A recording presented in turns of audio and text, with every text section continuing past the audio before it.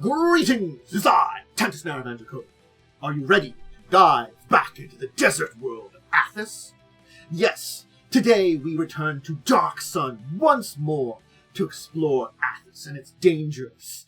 The Sea of Silt calls upon us all. So if you are ready, I, your host and guide here, Athas and Campaign, will open my gate to plane shift us through the multiverse to Athas to explore the lands there. Of course, tip your guide who likes to try ringing the bell, maybe leave a little bit of a comment over on the YouTube side as we dive once again into the desert world of Athas. The heat bears down. You can feel it as soon as we step through the portal. Sea of Silt calls to us, extending beyond us. Now, if you were to look into more information on Athas, well, I really must suggest the 4th edition book, the Dark Sun campaign setting. It's the best book for a lot of this information. There are older 2nd edition books that will give you information of things around the Sea of Silt, parts of the Sea of Silt. But again, generally speaking, there isn't one big book that tells you all about it. This gives you some basic, this is a lot of information on it, and a lot of the other regions, and it's my favorite book for all this. But again, some of the 2nd edition books can give you some ideas, areas, people, and things. The Sea of Silt, extending further. The great dust sea that may last for hundreds or upon thousands of miles, going east from the Tyr region. How far does it go? No one knows. It was once an actual sea, a great sea of water, deep, vast. Now the shore slopes down to meet what looks like an endless pile of gray dust. On a calm day, it looks like you could walk out onto the plain, as if it was just sand. But the silt is light. It will not support human weight, and it is too deep to wade for any distance. It is an impossible barrier to travel. You can travel the margins by using silt skimmers, or waders that can remain in shallow dust. It is a hazard, though, too, because the silt, it hides things, creatures, deep within, dwelling in and around it. Silt horrors, horrible tentacle creatures from the deeps within the silt. Giants that roam the shadows and know secret roads that only they can walk, that no small one could even dare think to wade through. And of course, the islands being not quite safe havens themselves. Isolated hideouts for unscrupulous individuals, or places where life turns to savagery, if there is even any life at all, on these bastions in the middle of the sea. Similar to the Ringing Mountains to the west, and of course the southern wastes to the south. This is a border to this region. This is why one of these small region here, it feels like, is the only world in Athas, because there are these great insurmountable borders to this region. The waste to the south, the mountains to the west, the sea to the east. This is the end of the world for most people. No one, no traveler, has crossed it and returned to tell the tale. When you try to circumvent to the north, impossible fjords and chains of active volcanoes that bar the way. To the south, well, you're following the waste. It's a desolate region of salt flats, sandy wastes, breath of life and shelter. And even if you head south, it seems to continue on for thousands of miles, narrowing and coming to an end. It's bad. That is the Sea of Silt. It doesn't mean there aren't people that survive here. There are people that live up on some of the tiny islands, small villages, near mudflats, coastal areas. And of course, pirates of silt. Now, what is this silt? What is this strange thing that you may wade into, that you may explore? Where these people live with it. The people of the silt. It was an ocean, but it's now this gray fine powder, dry, sun-parched. No one really knows why it doesn't just blow away, or compact into a plain. The dust does not work in a normal manner. many people of Athas assume that there's some dreadful magic that transformed the sea long ago. They're not wrong in a way. Whether dreadful magic was involved in it, there is technically magic at work here. It is a vast elemental intrusion into Athas. Its great elemental power has subtly adhered altered natural law, basically balancing out earth, water, and air in a very defiant fashion. It's both water, air, and earth all at the same time. That's why it doesn't compact. That's why it stays in this region. That's why you just sink into it.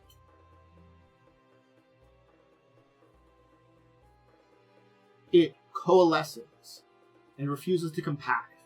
It remains light to rise to wind-whipped haze that can cover the land nearby with a fine gray grit. Yet it trickles back down in time to rejoin the larger sea. Even if it blows into dust sinks many miles away, it retains these strange properties. It's a strange and alien material in a lot of ways. But, again, outcasts, bandits, pirates, and a few party villages exist in this area, far away from the seven cities, from the tablelands, from anything that would be easy life in a lot of ways. Strange remote villages, here and there, amongst the silt. Now here is an old map of the Sea of Silt. Let's talk about checking it out, exploring, discovering. Because, honestly speaking, a lot of it is unexplored. It is just inaccessible to most people. That's why. There's a few well-charted shoals where large silt swimmers can venture basically maybe a mile or two away from shore. If you go out farther, you need flying or levitation. And if you go on a long voyage up and down the coast, you're probably not going to earn a lot of profit. If an island is reachable, or if you're going to a mud flat, they're mostly barren. Blasted, wastelands, maybe with flesh-eating monsters. That's what you get. The greatest dangers are not those monsters. They're not the raiders. But it's a disease that you can encounter here. The Great Death. It's hot and dry. Sirocco rises. It kicks up the top layer of the fine gray powder into a cloud. And if you breathe it in, it clings in the lungs, the throat, causes the silt to clump, and suffocate you in a matter of hours. Protection against it is to cover your mouth and nose with a wet piece of silk or a similar cloth. It will be in your supplies if you are a traveler on it, because you have to be ready. If you see those clouds, which you have to keep an eye on it, you have to know to be ready. Now, it is also important to know there is a god out there. Sort of. Basically, there are great beasts, and the most powerful, the elemental creatures, at least theoretically, is the elemental kraken, Olirant, the mouths of thirst. The Siltars are said to be spawns of it. Thumbs up here! Hey, the mother of Siltars. Father of Siltars? Both? Anyway, it's unsure if this is a creature from the Red Age that was part of the seas. Or it's something that, did it turn along with the seas into dust? Was it native to those seas, changed along with the defiling? Was it something that's native to the dust? No one really knows, So where it came from, is it native? No one knows. But cults have risen to worship it, and have managed to rouse it from its slumber, so it technically exists to use its power against its enemies. So, yeah. Horrible dust kraken. And it does have lesser avatars and vile magics and stuff like that. Isn't that wonderful? It sounds wonderful. Anyway, let's talk about some places on the sea here. Lake Island. So most islands out there that you can find are basically jumbled boulders that fight a losing battle against winds, silt. There are some larger, more protected islands that withstand erosion and can sustain some life, and Lake Island is a bigger landmass. Its mountainous spine forms a wall that shields against storms blowing out of the deep silt. Its largest peak is a dormant volcano. A large clear lake lies within the caldera. Steam curls up from its waters. Hey, marks of the volcano, though dormant, still has some heat left in it. And the steam from the caldera nourishes some flora in the that blankets the western slopes. And in the lowlands, you can find wild tanks, urdulus, and other herd animals. There's a settlement that cluster around the oases here. Homes to warring giant clans, Thrakeen, dwarves, and others. Minotaur traders help sustain a few outposts, and Gith raiders emerge from below the mountain to drag prisoners to an unknown fate. Very Athas. The Mountain of the Sun. Basically, it's a line of tired sentinels a few hundred miles east of the Isle of Waverly. They are almost buried in silt. It's an old range. It no longer has the jagged edges and sheer cliffs of younger ranges like the Ringing Mountains. Deep passes of silt separate each peaks, and they rise a few hundred to a few thousand feet above the dust. The highest mountains at the center of the range, you can see an endless ash storm to the east in the middle of the Sea of Silt. Hey, there's an ash storm over there in the middle of this thing that, we can notice now and know about. That's also a horrible thing out in the Sea of Silt. It's got a little bit of sources of water, a few acres of scarce scrub on the leeward sides. Most of them are barren. The isolation and lack of water, only the most hardy things survive. A small peak support some life and attract flying monsters, rocks, wyverns. Some goats in the area at Urlis survive on some of the larger mountains, and caves crisscross the older peaks, with their tribes of Hechikins and colonies of monstrous spiders. The Road of Fire. It's not a road. There isn't really a road, it's a volcanic chain. Some believe that it might be connected to the Ringing Mountains, flung into the sea. Others think that's volcanic islands that are a new range emerging from the silt. Although several dozen small peaks are counted amongst them, it really is three main islands, which I'll talk about. Durgaz, Avengar, and Morgaz. I'm probably butchering them. Durgaz is the largest of them.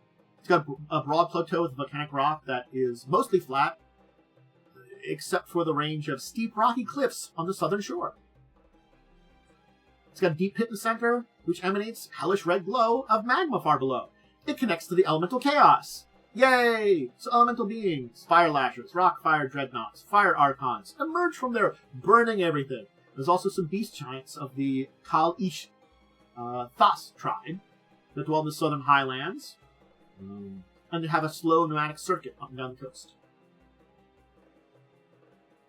Avegdar is the smaller, more mountainous than the previous island, and is home to nomadic bands of stone giants and half giants. The clans here raid out for necessity. Unfortunately, since their island cannot support even meager herds that are basically raised by the giants on the other island, on Durgaz. Durgaz, it can support people, basically. This one, no. It's also got fire drakes. The fire drakes have been known to attack the raiding clans, but only when their hunting is particularly bad, because, hey, one fire drake has a problem leaving a dungeon of the angry giants. And then there's Morgaz, which has no active volcano. There's verdant. Scrub-brush covers a lot of land. There's small copses of forest. Small tribe could live there. But it is uninhabited, because of the other two islands, the clans and tribes that live there believe this place to be haunted. And they're right.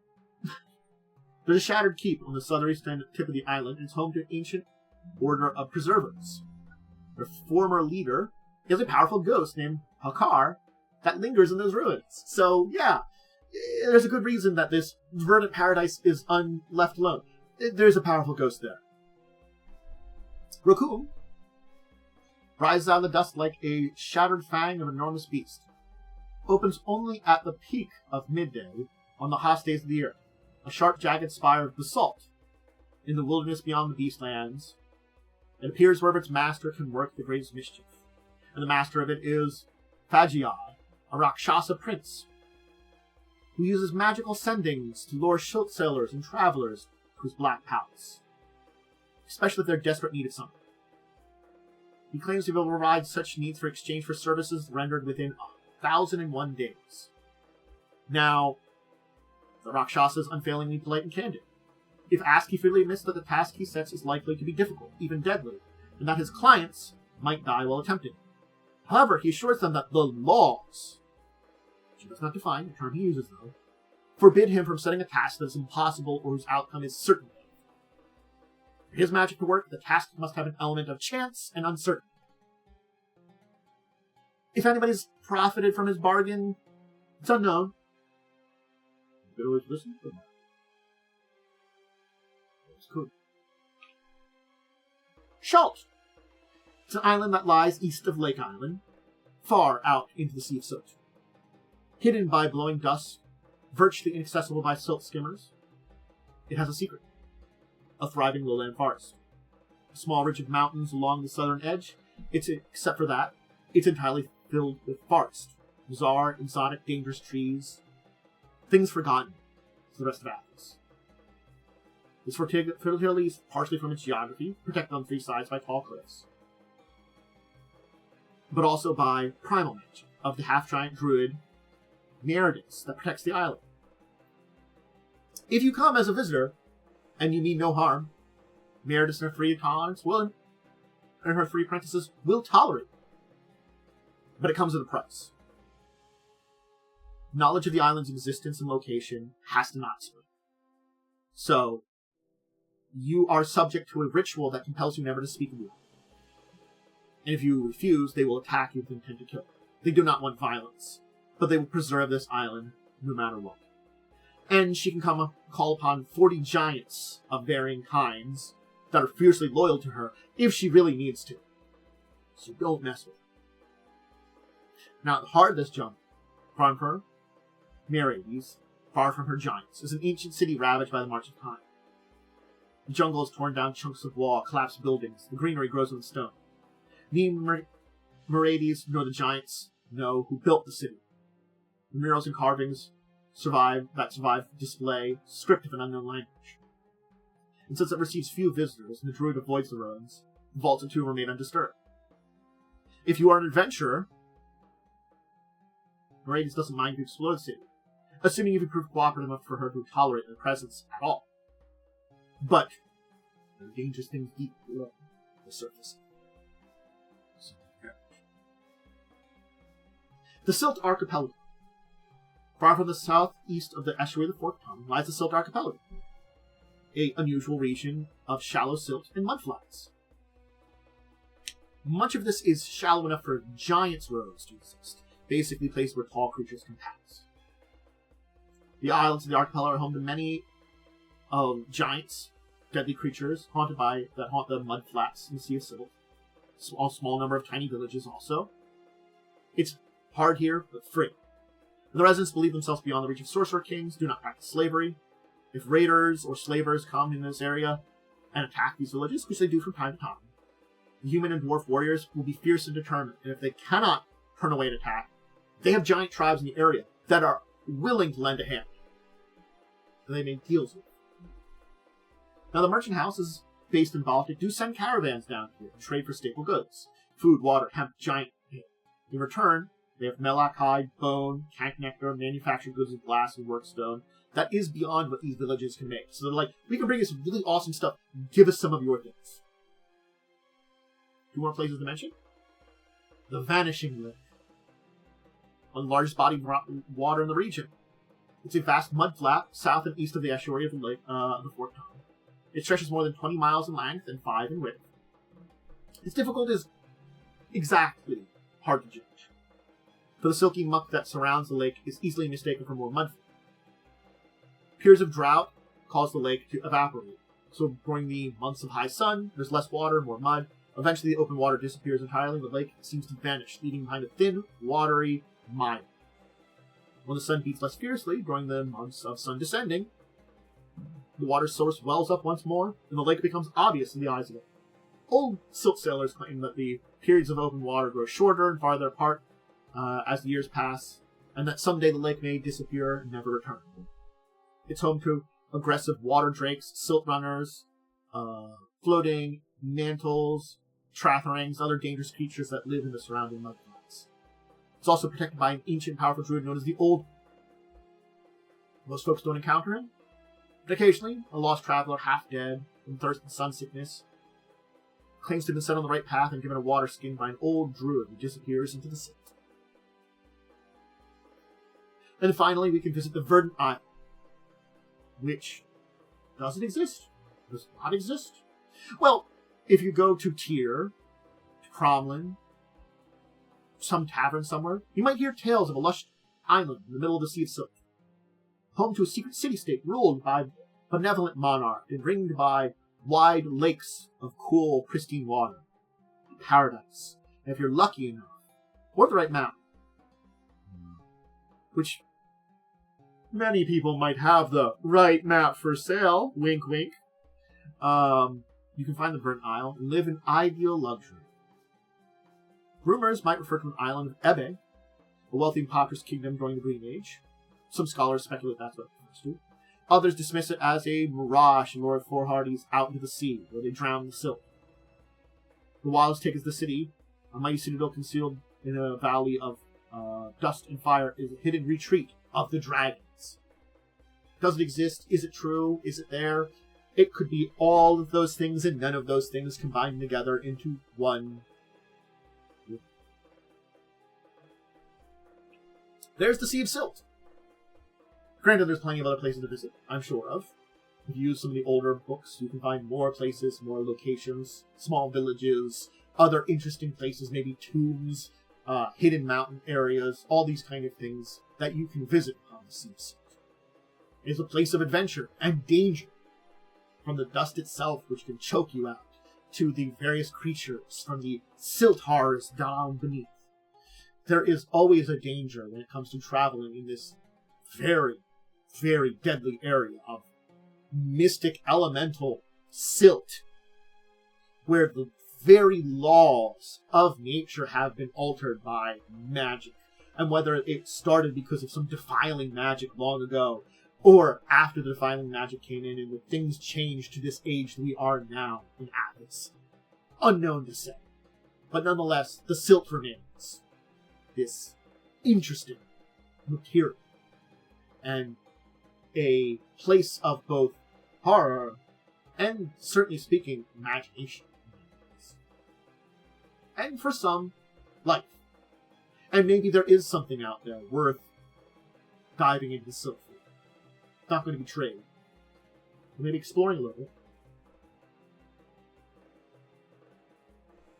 Discovering. Finding something. Might be something. Or not. Might just find you dead. Like much of Athas, a lot of the places suck.